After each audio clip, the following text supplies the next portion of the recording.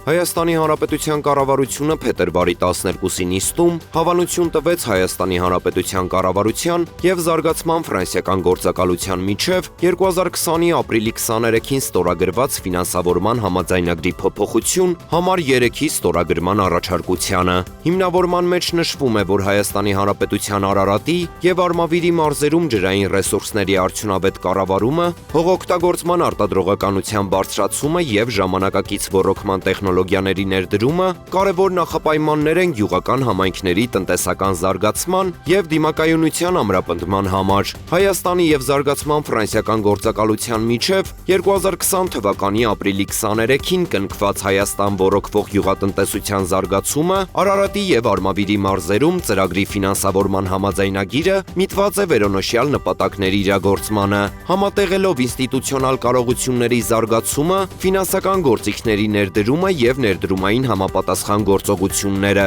Վերոնշյալ պայմաններում առաջարկվում է փոփոխություն կատարել համաձայնագրում, որով նախատեսվում է ծրագրի իրականացման ժամկետը երկարաձգել մինչև 2027-ի դեկտեմբերի 19-ը, իսկ մասհանումների վերջնաժամկետը մինչև 2028 թվականի մարտի 31-ը։ Հայաստանի Հանրապետության գլխավոր դատախազ Աննա Վարդապետյանի գլխավորությամբ 2026 թվականի փետրվարի 11-ին ամփոփվել են Արմավիրի մարզի դատախազության 2025 թվականի աշխատանքները։ Սևակ Պողոսյանը ներկայացնելով Արմավիրի մարզի դատախազության թվականի աշխատանքների զեկուցագիրը նշել է, որ 2025 թվականին Արմավիրի մարզում նախաձեռնվել է 3669 քրեական վարույթ։ Հաշվետու ժամանակահատվածում դատախազների կողմից հաստատված մեղադրական եզրակացությամբ դատարան է հանձնվել 1310 քրեական վարույթ, 1345 անձի վերաբերյալ։ Նշված վարույթներից 92-ը ծանր եւ առանձնապես ծանր հանցագործությունների վերաբերյալ են։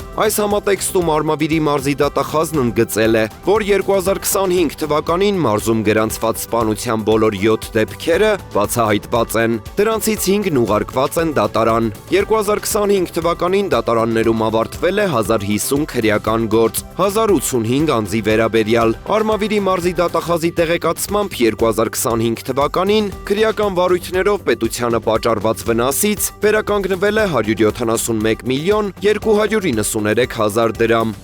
Փետրվարին տեղի է ունեցել Կապան համայնքի ավագանու 10-րդ նստաշրջանի առաջին նիստը, որը վարում էր համայնքի ղեկավար Գևորգ Փարսյանը։ Կապանի համայնքապետարանից հայտնում են, որ նիստին ներկա էր եղել ավագանու 23 անդամ։ Օրակարգի առաջին իսկ հարցով համայնքի ղեկավարի առաջարկությամբ ավագանին փոփոխություններ եւ լրացումներ է կատարել Հայաստանի Հանրապետության Սյունիքի մարզի Կապան համայնքում 2026 թվականի համար տեղական տուրքերի եւ վճարների տեսակներն ու դրույքաչափերը եւ արտոնությունները սահմանելու մասին 2025 թվականի դեկտեմբերի 24-ի համար 176-N որոշման մեջ, ըստ որի նախադպրոցական ուսումնական հաստատությունների եւ արտադպրոցական կազմակերպությունների մատուցած ծառայությունների վճարը անապահով ընտանիքների երեխաների համար կզեղչվի մինչև 100%։